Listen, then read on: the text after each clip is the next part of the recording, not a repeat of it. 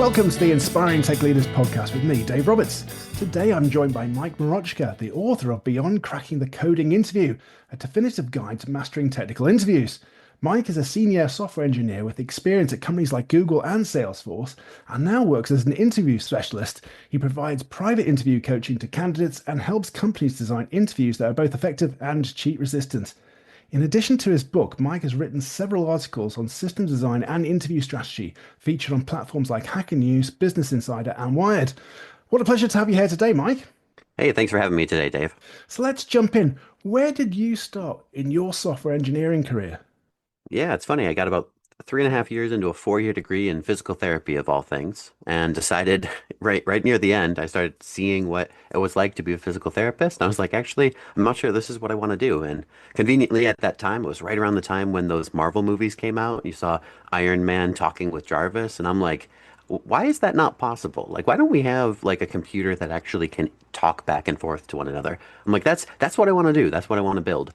And so that's kind of what started it. I went into computer science, specialized kind of in AI and machine learning, and I'm kind of that's where I'm at now. And that was kind of the whole trajectory that I went on. And it was kind of funny that Marvel started the whole point of my career. Well, that's awesome. As I mentioned earlier, you now do something else. You've written a book. So can you tell me more about that? Absolutely. Yeah, one of the things when actually doing the switch, I realized early on is I wanted to work at a big tech company in part just to be able to see how big tech companies operated. I assumed that working at a big tech company would teach me quite a lot. And so I realized, well, I need to pass the interview. So how do I pass the interview at these big tech companies? They're quite challenging. And so I went down the rabbit hole of learning about the interviews, and it turns out it's very different than just being a good software engineer. There's like a whole study process involved with that. So I spent about a decade or so learning about it, teaching other people about it, and then eventually sort of coaching about it. And that wound up turning into a book, and it ends up being actually the sequel to a popular book. It's the most popular book for software engineers for passing interviews. The original was called Cracking the Coding Interview. And this one is the official sequel endorsed by Gail McDowell, and it's called Beyond Cracking the Coding Interview. And it's teaching you how to get into big tech companies, regardless of your experience and current level of knowledge in the field. Oh, that's really cool. So if we had like a mid-level engineer that wanted to work in a big tech company, what advice would you be giving them? Yeah, this is a great question.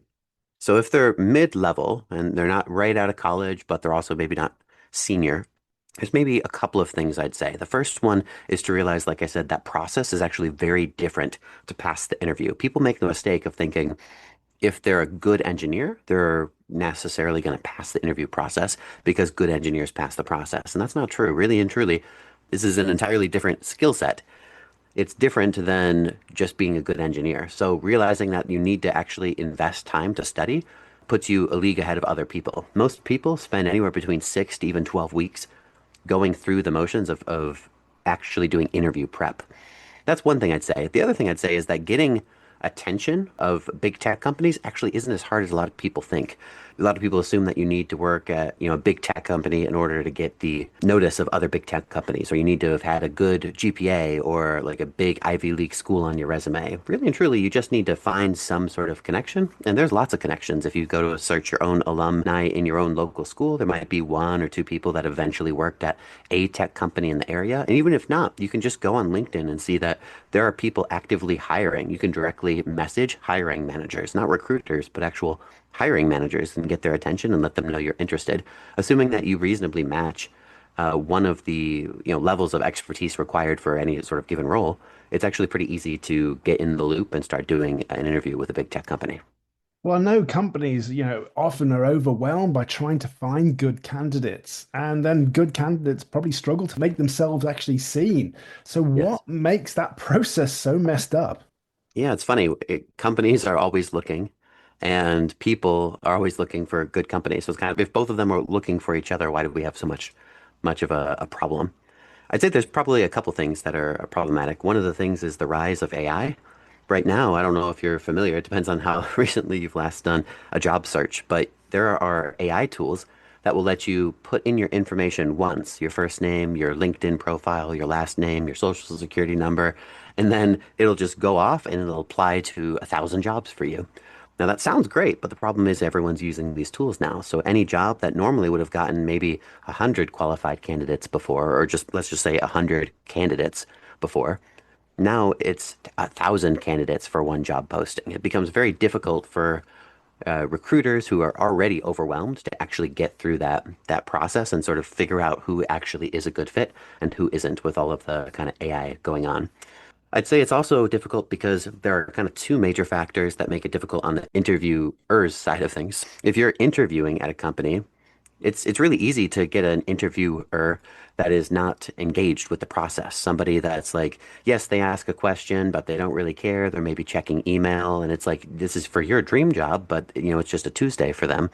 So interviewers don't necessarily have the right training to make it an effective screening process.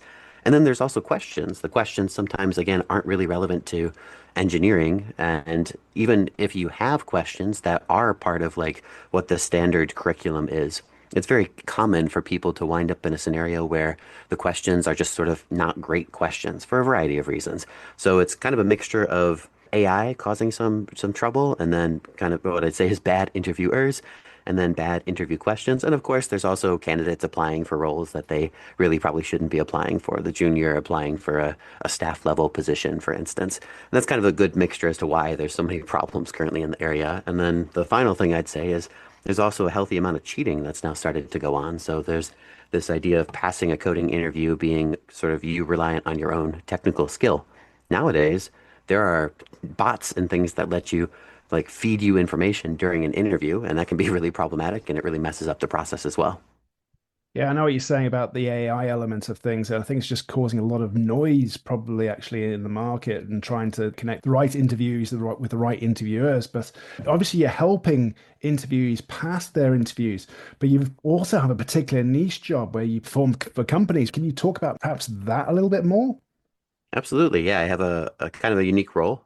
And I don't know anyone else doing this, but I like to describe it like those Hollywood action movies where you see a bank robber robbing a bank, and then they tell him, put your hands in the air. And then it turns out it's actually not a bank robber, it's a consultant, somebody that was paid by the bank to try and rob the company. And it's actually like a way to test the security, kind of like ethical hackers testing against security practices and things like that. And that's kind of what I do, but for interviews. So I go through the interview process, and there's a couple of different ways that I've done it, but whether it's me seeing if I can cheat through an interview process and see how resilient the company's interview process is to cheating, or if it's I can get somebody else to cheat through the process. Because again, I've done a lot of interviews before, so a lot of people don't necessarily care if I can do it, but the question is, could the average person do it?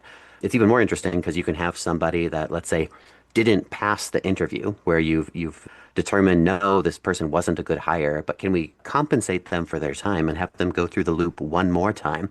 And this time, can we see if it's with, different people interviewing them? Would they pass the interview if they used certain AI tools, and is it resilient again to this sort of cheating process? So it's a lot of fun to kind of consult with companies to talk about how to better the interview process in general, and then how to make yourself more resilient to AI. And with these cheating tools, as you've talked about, becoming more increasingly popular, what are companies doing to really safeguard themselves against this cheating? We'll be back after a quick break. Hi, it's Dave from the Inspiring Tech Leaders podcast. I wanted to say thank you for listening to this episode. With your support, the podcast is continuing to grow from strength to strength. I also wanted to highlight this month's Listen Again podcast episode from Series 4, where I had the chance to catch up with Lee Murray, the CEO of Clear Visibility. Lee and I talk about how Clear Visibility is helping organizations with real-time CMDB updates, and how the platform can also integrate with existing IT discovery tools to provide effective end-user computing asset management. Definitely worth a listen again to that conversation. Anyway, let's get back to this current episode.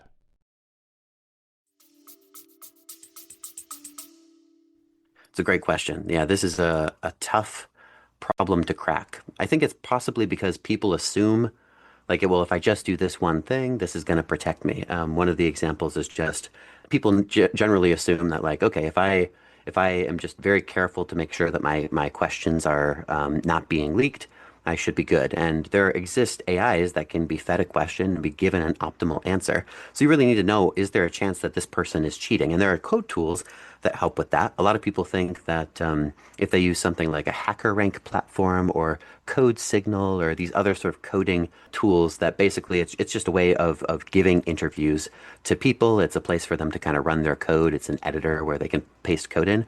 They think that these tools are going to help. And the reason that they think it's going to help is because they kind of build themselves as tools that help protect yourself against cheating.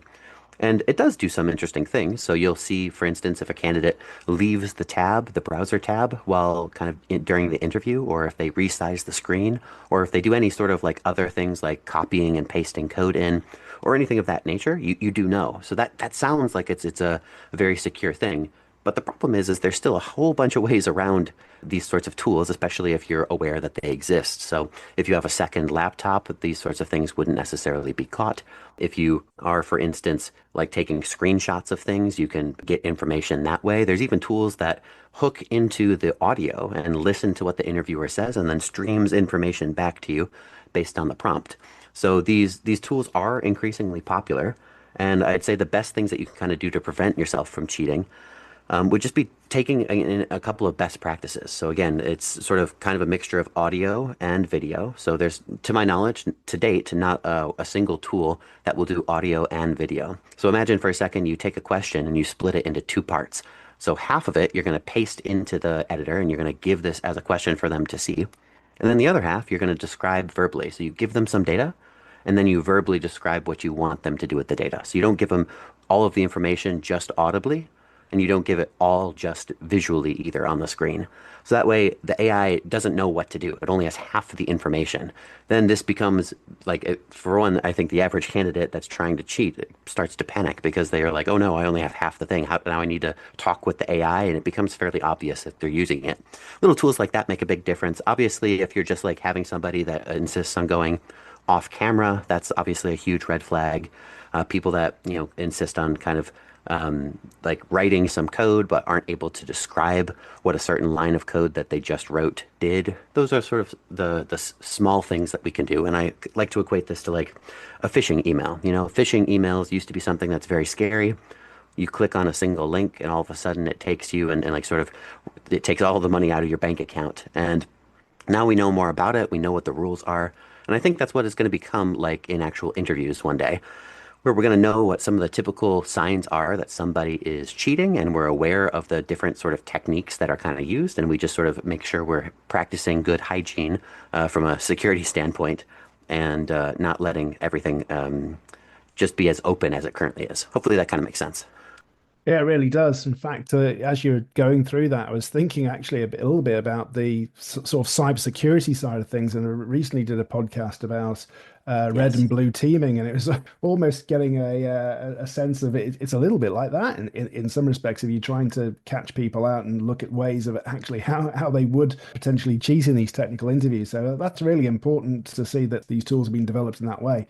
So, what problems with technical interviews have you seen that have been repeated within companies time and time again? Ooh, yeah, it's a tricky one. I'd say one of the biggies is assuming that it's always AI that's the problem right now.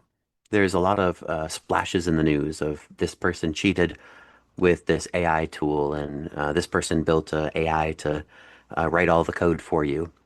Those things certainly are common, but there's also just like more general interview practices that I think a lot of people overlook. Again, training your interviewers, having good questions, all that kind of stuff. A good example is a recent client I had a question that they'd ask, and they were convinced everyone was starting to cheat on it because it used to do really well, and all of a sudden everyone was just sort of passing this question, and they were like, well, it's because of all the AI cheating. This must be the problem. And it turned out it wasn't AI cheating. It was that a disgruntled employee had pulled the questions from the three questions in their database and then sort of put it out on the internet on a forum. So anyone that Googled the company name and then interview questions would be able to instantly see the one, two, three questions that they asked. So everyone could prepare for it. So everyone did well. So it really had nothing to do with AI or anything like that. It's just sort of practicing the good amount of sort of scrubbing the internet to see if you actually have these questions leaked or not, and then coming up with new questions if the questions are leaked. So yeah, I think that's kind of one of the biggest things companies really struggle with is just sort of having a consistent interview process and then also asking good kind of questions around that. And I think people tend to struggle with thinking what an interview question is that's good in general, if you ask 10 different engineers whether or not they think that they are a good interviewer, 10 out of 10 are going to say, yes, they're a good interview. In addition to that, 10 out of 10 of them is going to give a different answer as to what a good interviewer looks like and what a good interview question would look like. So standardizing that process is important, and a lot of companies haven't done that yet. Sometimes tech recruiters actually advise employers not to go too heavy on technical interviews and tests. What's your experience of that, and what advice would you give to employers? Yeah, it's kind of interesting. It depends obviously on the role that you're going for. But if you're hiring somebody that needs to code or needs to read code and understand code, you really need to test if they can code. And I'd say that there's a lot of reasons why that sounds obvious but isn't. And you'd say, well, if they have a master's degree in computer science, surely they can code. Or if they have a PhD in graph theory, of course they can code. But the reality is there's a lot of people that have good credentials, even from good schools, that can't code. And that sounds ridiculous, but the reason for that is I mean, it's a handful of reasons, but one of the big ones most recently that we're kind of suffering from is that the COVID-19 kind of pandemic that happened was at the same time, the time when kind of ChatGPT started being released, the early versions of it. So you'd have entire schools that would be giving questions and even coding questions and assignments and things like that for upper grads, like level courses. And you'd have ChatGPT being able to perfectly give answers to these sorts of problems without them ever doing any amount of coding. So it ended up being a huge problem to like figure out, okay, just because this person has the degree, can they actually do the thing? And certainly AI is sort of an involved part of the average developer's life. That's not a bad thing at all, but we need to make sure that we actually understand the basics without AI before we kind of hire somebody that's going to be managing the code base. That makes sense. And what about senior software engineers? At which level do you think their experience also needs to be tested?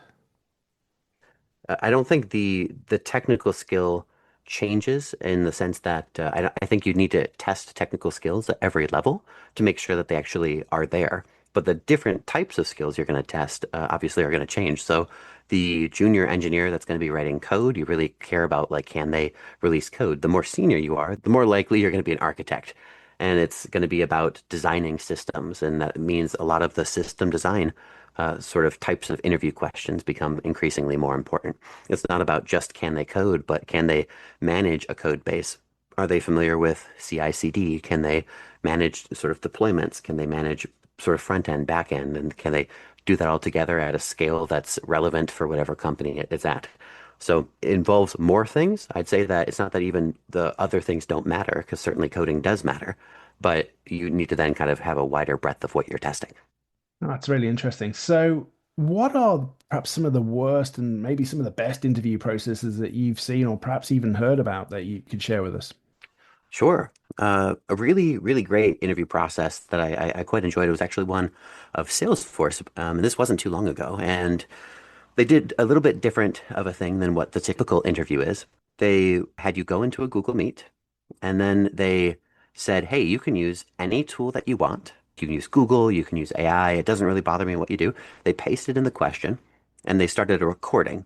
And then they said, hey, I understand that you might get nervous during interviews. A lot of people do when they're kind of being watched. So I'm actually going to leave the call. And this person then left the call and gave me an hour to kind of go through and do the whole process end to end. Now, an hour to just sort of sit, do the problem, however at best you'd kind of, whatever you were going to do to solve the problem, you could do it. You could have AI try and solve the whole problem for you. You could use Google. There's lots of different kind of ways that you could choose to tackle the problem. And then what they would do after the fact is they'd actually just sort of scrub through the video and watch what you did. They'd watch you sort of lay out your thought process if you were a good communicator. They'd watch you sort of try something, have it not work, and then see how did you debug it. This is obviously a lot more time intensive, but it was a great way to sort of know, is this person only relying on AI? Can they do some stuff themselves? If they get stuck, where did they get stuck? And then how do they debug it? So it requires a lot more manual intervention, but it was a great interview process. That coupled with two or three other different types of interviews that wasn't just testing if you could code, but also behavioral system design, even just trivia of certain languages and things like that, led to a really robust interview process that I really quite liked. So that was some of the best ones. I'd say some of the worst ones would kind of involve a couple of things. So there's a big tech company currently that does this, and it kind of boggles my mind how they do it. I'm not going to name specific names, but it's like a very well-known tech company. And they don't have interviewers ever ask the same question twice. And the whole rule is like we ask it once and then we don't ask it again. And that seems like maybe a good idea in the sense that if we ask the question and then it gets leaked, like in the story I mentioned earlier, it doesn't really matter because we now have a new question that we ask every time. But that kind of takes it to the wrong extreme in the opposite direction. Part of the whole interview process is to compare one candidate against another. And it's not whether or not they answer the question correctly, yes or no. It's how well did they do relative to their peers. So in order to have a relative kind of ranking of how well somebody did, you have to have asked the same question several times, seen a lot of people answer it, and then within that, sort of be able to judge, okay, so this person was really fast. This is what a really good candidate might look like if they're answering really well. And this person was actually really slow relative to everybody else. I think people forget that with interviews, it's not about whether you answer the question right or wrong necessarily. It's about how well you did relative to everybody else. So not having any way to compare candidates is kind of probably one of the worst parts of an interview process I've ever seen. So finally, if you were to give one piece of advice to a software engineer, what would that be? Ooh, okay. Well, let's say within my domain of expertise, which is interviewing, I think there's sort of one thing I wish people realized sooner. I mentioned the fact that if you're doing an interview and you anticipate that you need time to do the interview, it's very, very common to sort of box yourself into a timeline. Like they're looking to interview you as soon as possible. You don't want to lose out on the position, so you give a date for when you're going to interview, and it's too soon. What I'd say is it is better off for you to ask to renegotiate that date, to push it out. Maybe it's, 3 weeks, maybe it's 6 weeks, but to push it out to give yourself enough time rather than go through it too soon and then get freezed out of the process for a year or potentially entirely. Really and truly, people tend to jump in because they're worried about losing the interview. But if they've already looked at you as a candidate and they're like, yes, we want to interview with you, realistically speaking, there's not a lot that's going to happen in the average business within 6 weeks that's going to make that no longer be true. Even in smaller businesses, most of them hire on sort of like a quarterly cycle. So it's like this quarter, we're going to hire this many engineers. So even if it's a smaller business and it's not necessarily a big tech company, you usually have a few weeks to kind of work through and kind of give it your best shot. So what I'd say is if there's one piece of advice, it's don't be afraid to postpone your interview until you're actually ready. So communicate what you need and communicate that clearly and try not to reschedule a bunch of times because obviously if you do this multiple times, it's going to be a problem. But doing it once is usually not an issue. And I wish more people realize that. So, Mike, if people wanted to learn more about this and perhaps talk to you directly, what's the best way for them to get in contact with you? Sure. That's my first name and my last name.com. That's MikeMroczka.com. And I'd say you also can find me on LinkedIn. I'm pretty available. And I'm also, like I said, the author of Beyond Cracking the Coding Interview. So if you don't know how to spell my name, just remember Beyond Cracking the Coding Interview, and my name shows up on that as well. But I do sort of private coaching for folks looking to pass big tech interviews. And then I also do consulting for big companies that are interested in hiring candidates to the best of their ability and sort of refining their interview processes. Well, unfortunately, that's all we've got time for today. It's been great talking with you and learning more about your journey and how you've been helping both candidates and employers to identify the best technical talent in the market. Thank you once again for being part of the Inspiring Tech Leaders podcast. Thanks so much for having me, Dave.